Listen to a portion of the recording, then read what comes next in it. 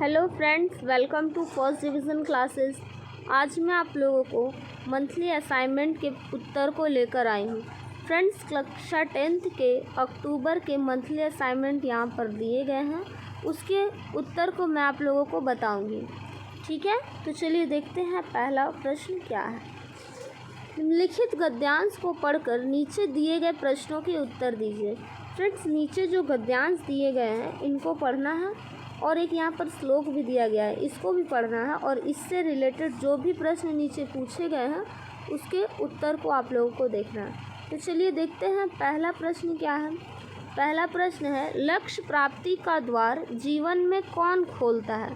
Friends, लक्ष्य की जो प्राप्ति होती है इसका द्वार जीवन में कौन खोलता है। तो जब आप ये गद्यांश को पढ़ेंगे ऊपर में तो आपको पता चलेगा कि जिनके पास धैर्य है, यानी कि ये जो धैर्य है वही अपने जीवन में लक्ष्य की प्राप्ति कर सकता है। तो धैर्य जो है जीवन में लक्ष्य प्राप्ति का द्वार खोलता है। इसका राइट आंसर धैर्य हो जाएगा। ठीक है। अधीर मन अधीर गति कम के प्राचीन लोकोक्ति को कौन चरितार्थ करते हैं।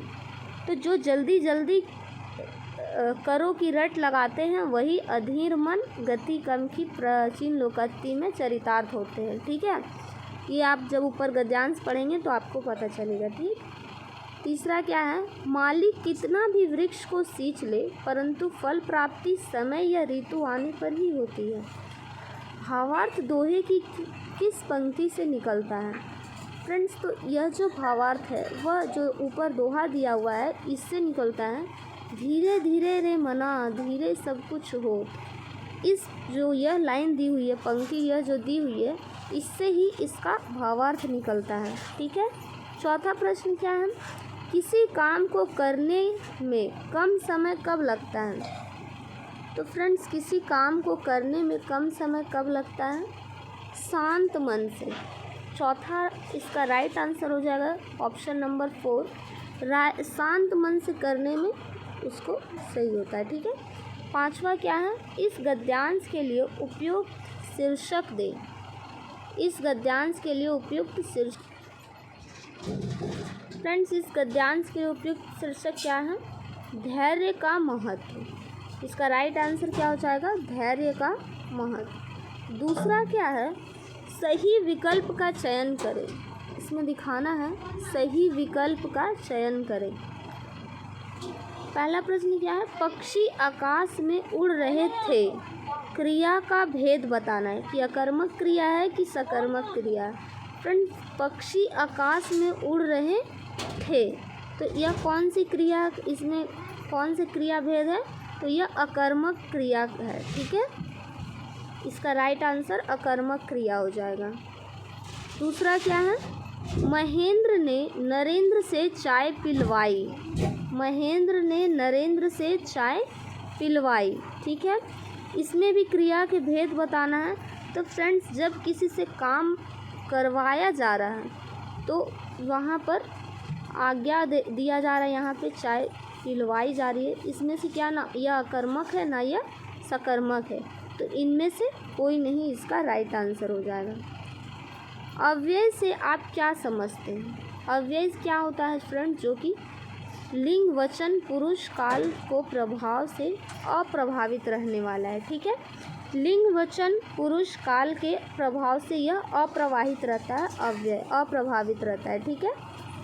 दूसरा क्या है, नेक्स्ट प्रश्न है, वह डैश आलोचना ही करता है। उचित अव्यय का चयन करना, वह सदा, इसका राइट आंसर है सदा, सदा आलोचना ही करता रहता है। वह रमेश आलोचना ही, ये इसका रॉन्ग हो जाएगा, वह सदा इसकी आलोचना ही करता रहता है। ठीक है, ये इसका राइट आंसर हो जाएगा। इनमें से कुशल का पर्यायवाची कौन नहीं है। इनमें से कुशल का पर्यायवाची कौन नहीं है। तो फ्रेंड्स, कुशल का पर्यायवाची शब्द देखेंगे, चतुर दक्ष निपुण कपट। चतुर दक्ष निपुण, यह तीनों कुशल के पर्यायवाची शब्द में आते हैं। लेकिन फ्रेंड्स, आप लोगों को यहाँ पूछा है कौन नहीं है, तो ये जो कपट है ना, यह इसका पर्यायवाची शब्द कुशल का नहीं होता है। ठीक है, तो चलिए नेक्स्ट देखते हैं, किन्हीं 4 प्रश्नों के उत्तर दें। फ्रेंड्स, आप लोगों को यहाँ 5 क्वेश्चन दिए गए हैं, 5 प्रश्न, जिनमें से आप लोगों को सिर्फ 4 प्रश्न के ही उत्तर देने हैं। ठीक है, मैं आप लोगों को यहाँ 5 प्रश्न के उत्तर दे दूँगी, आप लोगों को जो अच्छा लगे उसी को लिखिएगा। ठीक है, तो यहाँ पर देखते हैं पहला प्रश्न क्या है। गोपियों ने उद्धव से योग की शिक्षा कैसे लोगों को देने की बात कही है। फ्रेंड्स, गोपियों ने गोपियों ने योग की शिक्षा के बारे में उद्धव को परामर्श देते हुए कहा कि योग की शिक्षा उन लोगों को देना उचित है जिनका मन चंचल है, इधर उधर भटकता है। हम गोपियों का मन तो यह पहले से ही कृष्ण प्रेम में एकाग्र है। योग की आवश्यकता तो उन लोगों को है जिनके चित्त में चंचलता है, जिनके हृदय में श्री कृष्ण के प्रति स्नेह बंधन अटूट नहीं है। इसलिए आप कृपा करके हम लोगों को योग की शिक्षा ना दें। ठीक है फ्रेंड्स, गोपियाँ जो है योग की शिक्षा उद्धव को ऐसे लोगों को देने के लिए कहती है जिनका मन चंचल है, जो इधर उधर भटकते रहते हैं, जिनका मन स्थिर नहीं होता है।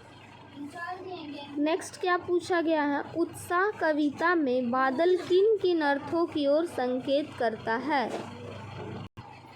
तो फ्रेंड्स, उत्साह कविता में बादल निम्नांकित अर्थों की ओर संकेत करता है। पहला क्या है, बादल अपनी गर्जना के माध्यम से मानव जीवन में क्रांति लाने की ओर संकेत करता है। बादल जो है गरजने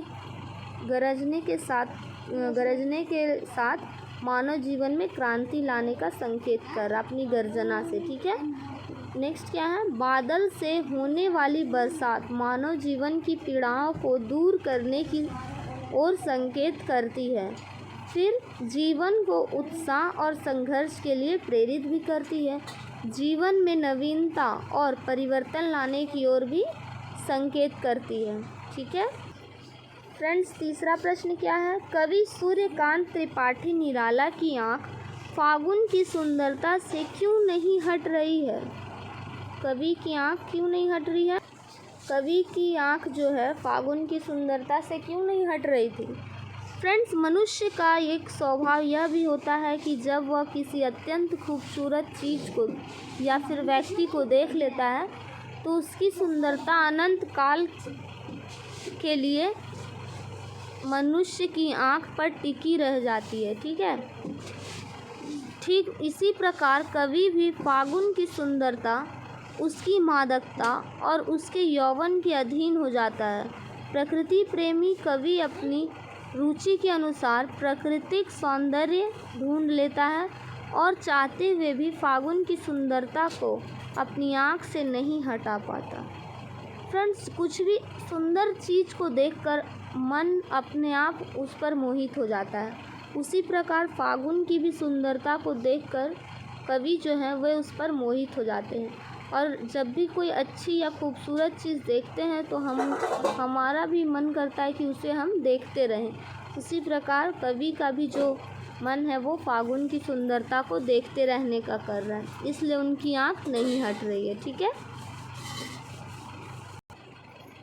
नेक्स्ट है, मूर्ति पर सरकंडे का चश्मा क्या उम्मीद जगाता है। मूर्ति पर जो सरकंडे का चश्मा था वह क्या उम्मीद जगाता है। मूर्ति पर सरकंडे का चश्मा यह उम्मीद जगाता है कि हमारे देश के लोगों, खासकर युवा और बच्चों के अंदर देशभक्ति की भावना अभी भी बरकरार है, और यही युवा और बच्चे किसी भी देश का भविष्य होते हैं। अगर इनके अंदर अपने देश के लिए प्रेम व सम्मान है तो हमारे देश का भविष्य उज्जवल व सुरक्षित है। फ्रेंड्स, मूर्ति पर जो चश्मा लगा हुआ था वह देश के लोगों, खासकर बच्चों के लिए भी यह देशभक्ति की भावना को जगा रहा था। नेक्स्ट क्या है, बाल गोविंद भगत के खेत में जो कुछ भी पैदा होता था वे उसका क्या करते थे। बाल गोविंद भगत जो है उनके खेत में जो भी कुछ पैदा होता था तो जो कुछ खेत में पैदा होता सिर पर लाद कर पहले उसे कबीर पंथी मठ में ले जाते, और वहाँ से जो कुछ भी भेंट स्वरूप मिलता था उसे प्रसाद स्वरूप घर ले जाते थे। ये बाल गोविंद भगत करते थे। ठीक है फ्रेंड्स, नेक्स्ट देखते हैं 4th नंबर, किन्हीं 4 प्रश्नों के उत्तर दें। फ्रेंड्स, यहाँ पे भी 5 प्रश्न दिए हैं, जिनमें से आपको सिर्फ 4 प्रश्नों के ही उत्तर को देना है।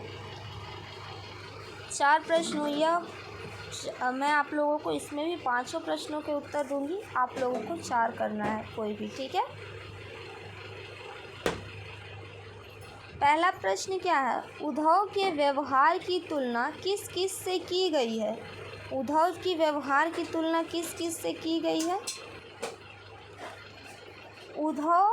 गोपियाँ उद्धव के व्यवहार की तुलना कमल के पत्ते और तेल की गागरी से करती है।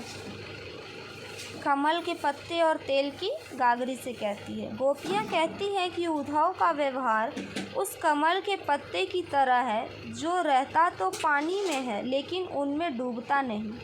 पानी का असर कमल के पत्ते पर नहीं होता, अर्थात श्री कृष्ण के सानिध्य में रहकर भी उद्धव उनके प्रभाव से मुक्त है। उद्धव पर श्री कृष्ण का प्रेम का कोई असर नहीं पड़ता। जिस प्रकार गोपियाँ श्री कृष्ण के प्रेम में व्याकुल थी, वे उनके बिना नहीं रह सकती थी, उद्धव में ऐसा कुछ भी नहीं था। जबकि वे ज़्यादा समय उद्धव के साथ बिताते थे, उसके बावजूद वो उद्धव जो है श्री कृष्ण के साथ समय बिताते थे, फिर भी उनके मन में कृष्ण के प्रति प्रेम नहीं था। दूसरा क्या एग्जाम्पल देती है गोपियाँ? उदाहरण, गोपियाँ उद्धव के व्यवहार की तुलना जल के मध्य रखे तेल के मटके से भी करती हैं। अर्थात जिस प्रकार अगर तेल के मटके को जल के मध्य कितनी भी देर तक रख दो, उस पर जल की एक भी बूंद नहीं रुकती, ठीक उसी प्रकार उद्धव श्री कृष्ण के समीप होते हुए भी उनके प्रेम से वंचित रहते हैं। श्री कृष्ण के प्रेम का उद्धव पर कोई असर नहीं होता और वह ज्ञानियों जैसा व्यवहार करते हैं। उद्धव जो है वो कृष्ण के साथ रहते हुए, जैसे कि तेल से लगी गागरी है, उसमें पानी डालते हैं तो नहीं ना टिकता उस पर, उसी प्रकार उद्धव भी श्री कृष्ण के साथ रहते हैं तो भी उनके मन में प्रेम से श्री कृष्ण के लिए प्रेम नहीं था। ठीक है, नेक्स्ट है, कवि बादल से फुहार रिमझिम या बरसने के स्थान पर गरजने के लिए कहता है, क्यों? तो क्यों कहता है कवि ऐसा? सूर्यकांत त्रिपाठी निराला द्वारा रचित यह कविता एक आह्वान गीत है। निराला क्रांतिकारी स्वभाव के कवि थे। वे समाज में बदलाव के पक्षधर थे। प्रस्तुत कविता में कवि बादल से भीषण गर्जना के साथ घनघोर बारिश की अपील कर रहा है, जिसके स्वर में ओज है, क्रांति है। क्रांतिकारी कवि होने के नाते वह हमेशा क्रांति की ही अपेक्षा करता है और ऐसी अपेक्षा जिसकी गर्जना सुनकर उत्साह का संचार हो जाए। दूसरी, बादलों की फुहार और रिमझिम वर्षा से व्यक्ति के मन में कोमल भाव का जन्म होता है, शांति का अनुभव होता है। ऐसे भावों से कवि के मंतव्य को गति नहीं मिलती। जनमानस में चेतना और जोश जागृत करने के लिए कवि बादल से फुहार या रिमझिम बारिश के लिए न कहकर गरजने के लिए कहता है। गर्जना शब्द क्रांति एवं बदलाव को दर्शाता है।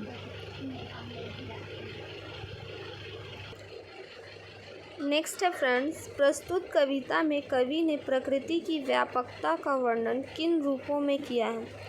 तो चलिए देखते हैं कवि ने प्रकृति की जो व्यापकता है उनका वर्णन किन रूपों में किया है। कविता अट नहीं रही है में निराला जी ने फागुन के सौंदर्य और मादक रूप के प्रभाव को दर्शाया है, जिसका वर्णन कवि ने निम्न रूपों में किया है। फागुन के प्राकृतिक सौंदर्य का प्रभाव सर्वत्र व्याप्त है, अर्थात घर घर में फैला हुआ दिखाया है। दूसरा में किया है फागुन की प्रकृति का प्रभाव मनुष्य के मन पर देखा जा सकता है। फागुन का इतना प्रभाव है कि सर्वत्र उल्लास और उत्साह दिखाई देता है। फागुन की इतनी अतिशय शोभा है कि कहीं भी समा नहीं रही है। ठीक है, ये सभी जो हैं ये फागुन की सुंदरता को दर्शाते हैं। इसको भी आप लोग फ्रेंड्स लिख लीजिएगा।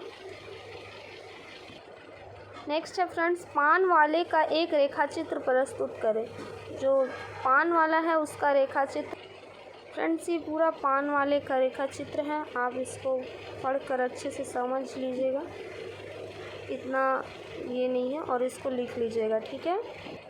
नेक्स्ट है, माँ के प्रति अधिक लगाव न होते हुए भी विपत्ति के समय भोलानाथ माँ के अंचल में ही प्रेम और शांति पाता है।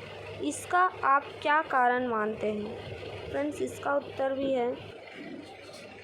फ्रेंड्स, चूहे के बिल से निकले सांप को देखकर भयभीत भोलानाथ जब गिरता पड़ता घर भागता है तो उसे जगह जगह चोट लग जाती है। वह अपने पिता को ओसारे में हुक्का गुड़गुड़ाता हुआ देखता है, परंतु उनकी शरण में न जाकर घर में सीधे माँ के पास जाकर माँ के अंचल में छिप जाता है। सांप से भयभीत अर्थात विपदा के समय पिता के दुलार की कम माता की स्नेह, ममता और सुरक्षा की ज़रूरत अधिक होती है। यह सुरक्षा उसे माँ के अंचल में नज़र आती है, इसलिए बच्चे का अपने पिता से अधिक जुड़ाव होने पर भी विपदा के समय वह पिता के पास न जाकर माँ की शरण में जाती है। ठीक है। नेक्स्ट है फ्रेंड्स 5 नंबर, निम्नलिखित किन्हीं 2 प्रश्नों के उत्तर दें। यहाँ 3 प्रश्न दिए गए हैं फ्रेंड्स, आप लोगों को सिर्फ 2 ही प्रश्न के उत्तर देने हैं, तो मैं आप लोगों को यहाँ तीनों प्रश्नों के उत्तर दूंगी। आप लोगों को उसमें से जो पसंद आए उसे लिख लीजिएगा। तो पहला प्रश्न है, खेती बाड़ी से जुड़े गृहस्थ बाल गोविंद भगत अपनी किन विशेषताओं के कारण साधु कहलाते थे? फ्रेंड्स, खेती बाड़ी से जुड़े गृहस्थ बाल गोविंद भगत जी थे, उनको क्यों लोग सब साधु कहते थे? इसका आंसर आप लोगों को बताना है। तो देखिए फ्रेंड्स, बाल गोविंद भगत खेती बाड़ी से जुड़े गृहस्थ थे, फिर भी वे साधु की श्रेणी में आते थे, क्योंकि यहाँ मैंने इतने सारे पॉइंट्स दिए हैं, आप लोग भी लिख लीजिएगा क्योंकि 5 नंबर का है। वे कबीर पंथी थे और कबीर को ही अपना गुरु मानते थे। कबीर पंथी होने के कारण वे कबीर के पदों को ही गाते थे और उनके आदर्शों पर चलते थे। वे सभी से खरा व्यवहार रखते थे, 2 टुक बात कहने में न कोई संकोच करते थे, न किसी से झगड़ते थे। किसी अन्य की वस्तुओं को बिना पूछे उपयोग में नहीं लाते थे। वे लालची बिल्कुल भी नहीं थे। खेतों में जो भी पैदा होता उसे कबीर मठ में ले जाते और वहाँ से जो कुछ मिलता उसे प्रसाद स्वरूप ग्रहण करते थे। ठीक है फ्रेंड्स, इसको लिख लीजिएगा। आगे नेक्स्ट है, भोलानाथ और उसके साथियों के खेल और खेलने की सामग्री आपके खेल और खेलने की सामग्री से किस प्रकार भिन्न है? इसको बताना है। फ्रेंड्स, यहाँ पे मैंने आप लोगों को भोलानाथ और हमारे जो खेल खेलने की सामग्री है उनसे जो भी आंसर्स हैं दोनों में क्या अंतर है उसको मैंने आप लोगों को यहाँ पर दे दिया, तो आप लोग इसे लिख लीजिएगा। ठीक है, तो हम अपने अगले प्रश्न की ओर बढ़ते हैं, इसे आप लोग लिख लीजिएगा, पढ़ लीजिएगा। ठीक है फ्रेंड्स, हमारा अगला प्रश्न है, गोपियों ने अपने वाक्य चातुर्य से ज्ञानी उद्धव को परास्त कर दिया। उनके वाक्य चातुर्य की विशेषताएं अपने शब्दों में लिखिए। तो फ्रेंड्स देखते हैं गोपियों के वाक्य चातुर्य की विशेषताएं क्या क्या थी। तो यहाँ निम्न प्रकार से थी, साहसी, व्यंग्यात्मक और स्पष्टता। साहसी जो गोपियाँ थी वे पूरी तरह निडर थी और वो साहसी भी थी। वह उद्धव को कोसने से परहेज नहीं करती थी। वह उनके योग साधना के संदेश को कड़वी, ककड़ी और बीमारी बताती थी। व्यंग्यात्मकता क्या थी उनमें? गोपियों ने बड़े ही प्रभावशाली ढंग से व्यंग करती थी। वे उद्धव को बड़भागी कहती थी, किंतु कृष्ण के पास रहकर भी प्रेम से अछूते रहे हैं, चूँकि वह कृष्ण के पास रहकर भी प्रेम से अछूते रहे हैं। यह कहकर वह उद्धव का उपहास करती थी। स्पष्टता, वे स्पष्ट शब्दों में उद्धव को बताती हैं कि वे कृष्ण के प्रेम में पूरी तरह लीन हैं, इसलिए उनके योग संदेश पर उनका कोई असर नहीं पड़ने वाला है। तो फ्रेंड्स, आप लोगों को इन सारे प्रश्नों के उत्तर मिल गए होंगे। आप अपने फ्रेंड्स को भी शेयर कीजिए इन सब को, और अगर कोई फिर भी प्रॉब्लम हो रही है तो आप मुझे कमेंट ज़रूर करें, मैं आपके कमेंट के उत्तर ज़रूर दूंगी। ठीक है, थैंक यू।